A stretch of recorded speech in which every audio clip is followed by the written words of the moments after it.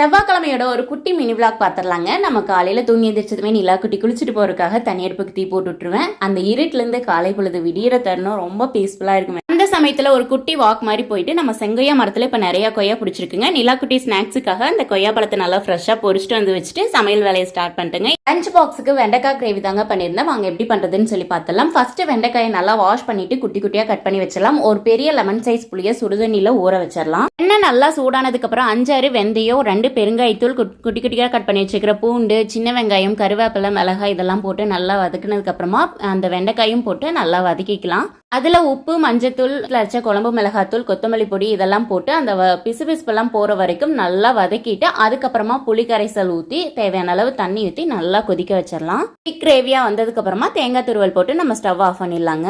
குட்டி water bottle ஒரு சின்ன பீஸ் நெல்லிக்காய் துண்டு போட்டுட்டு டெய்லியும் ஒரு முட்டை ஒயிட் மட்டும் கொடுத்துடுவேங்க. இதுதான் இன்னைக்கு ஒரு லஞ்ச் மெனு.